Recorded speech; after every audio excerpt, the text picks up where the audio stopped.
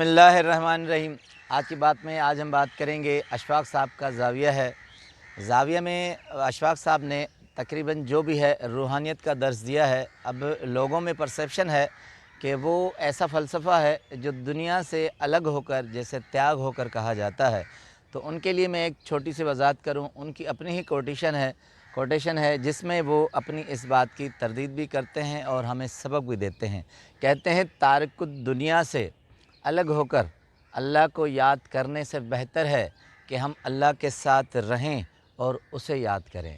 تو اسی کا ایک سلسلہ ہے کہ اللہ پر یقین کس طرح ہونا چاہیے، اللہ کے ساتھ ہماری اٹیچمنٹ کس طرح ہونی چاہیے۔ تو وہ اپنے ایک زاویہ پارٹ 3 میں بتاتے ہیں اللہ پر یقین پہ۔ کہتے ہیں میں ایک دن بیٹھا تھا اپنے پوتے کے ساتھ، تو پوتے کو میں نے کہا کہ میاں بلال، میں اللہ پر یقین رکھ کر مرنا چاہتا ہوں۔ تو میرا پوتا جو کہ چھوٹا تھا مگر اس نے کہا کہ ابا جی آپ تو اچھے خاصے بزرگ آدمی ہیں، معقول آدمی ہیں۔ تو مجھے یہ سمجھ میں آیا کہ اسے یہ بات سمجھ میں نہیں آئی۔ تو میں نے کہا کہ بیٹا بلال، میرے ابا نے مجھے کہا تھا کہ ایک اللہ تعالیٰ ہے اور اس کو ہی ماننا ہے، تو میں نے یقین کر لیا اور یہ بات دل میں ٹھان لی۔ مگر اب عمر کے اس حصے میں میں اللہ کو ڈائریکٹ ماننا چاہتا ہوں، یعنی کوئی بھی اسی چیز کے سلسلے میں حائل نہ ہو، کسی کی بتائی ہوئی چیز نہ ہو، میں اللہ تعالیٰ سے ڈائریکٹ بالواسطہ رابطہ رکھ کر اس پر یقین رکھنا چاہتا ہوں۔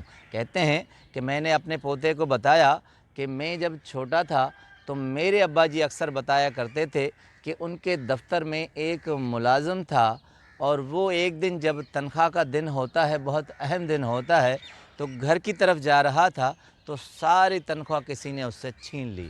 اب جیسے کہ دوسرے دن وہ آئے، منہ لٹکا ہوا تھا، مگر ہم نے کہا کہ بہت افسوس ہوا، آپ کی ساری تنخواہ چلی گئی۔ تو کہتے ہیں کہ ان کے چہرے پہ بڑی بشاشت آ گئی۔ اس نے کہا کہ صرف تنخواہ گئی ہے نا، میرا گھر تو موجود ہے، میری ایک تنخواہ جانے سے کیا ہوگا؟ مجھے اللہ تعالیٰ نے ایک گھر دیا ہوا ہے جہاں میں اچار روٹی کھا سکتا ہوں، کسی کے سہارے نہیں جی سکتا۔ تو کہتے ہیں کچھ عرصے کے بعد ان کے گھر پر کچھ مقدمہ چلا اور وہ گھر بھی ان کے چلا گیا۔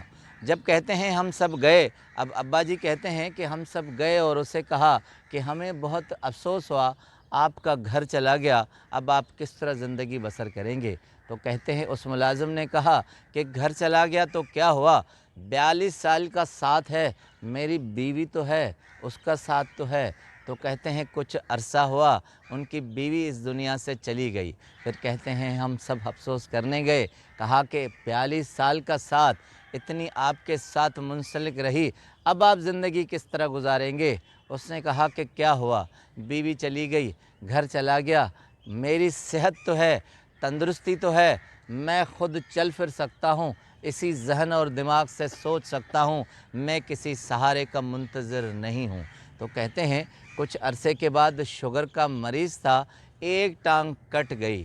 جب کٹ گئی تو ہم، یعنی ان کے ابا اشفاق صاحب کے، کہتے ہیں ہم ان ہاسپٹل میں گئے اور اسے کہا کہ بہت افسوس ہوا، آپ کی ایک ٹانگ کٹ گئی ہے۔ تو انہوں نے کہا ایک ٹانگ کٹ گئی ہے تو کیا ہوا، دوسری ٹانگ تو ہے، میں چل تو سکتا ہوں۔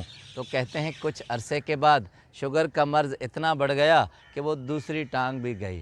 تو اب کہتے ہیں چارپائی پر لیٹے ہوئے تھے، جب ان سے پوچھا گیا کہ بہت افسوس ہے، آپ کی تو دونوں ٹانگیں چلی گئی، تو انہوں نے کہا کہ میاں سانس تو لے رہا ہوں، اللہ تعالیٰ کی زندگی کے مزے تو لے رہا ہوں، سب کچھ دیکھ تو رہا ہوں، چل پھر نہیں سکتا تو کیا ہوا؟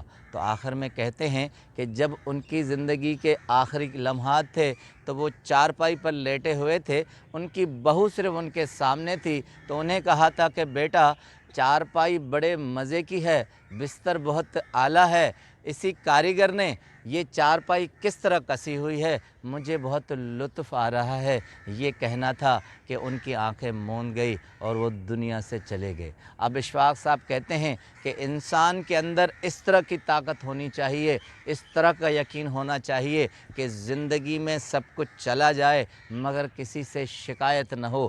اللہ سے بالواسطہ تعلق اسی طرح کا ہونا چاہیے، نہ کہ شکوہ شکایت کا۔ ان کے ساتھ منسلک بھی رہے اور ان کی نعمتوں کا شکر بھی ادا کرے، تب ہم کہتے ہیں کہ اللہ تعالیٰ پر مکمل یقین ہونا چاہیے۔ نہ کوئی ہمارے بیچ میں ہو، نہ ہمیں کوئی سمجھانے والا ہو، یہ سوچ ہمیں اللہ تعالیٰ کی طرف سے دی ہوئی ہو اور ان کی ہر نعمت کا شکر ادا کریں، تب یہ طاقت، تب یہ ول، تب یہ زندگی کا حوصلہ ہمارے ساتھ رہنا اور موجود ہونا چاہیے۔